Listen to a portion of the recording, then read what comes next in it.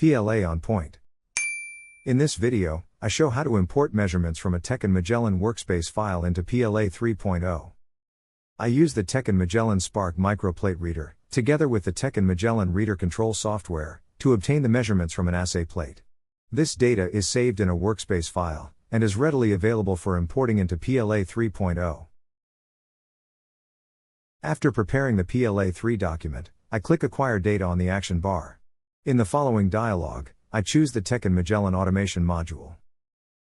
The Tecan Magellan reader control software starts running in the background. Then I select a configuration profile for workspace files.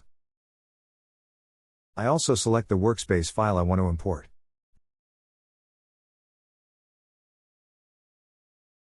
Finally, I choose the data block that contains my measurements.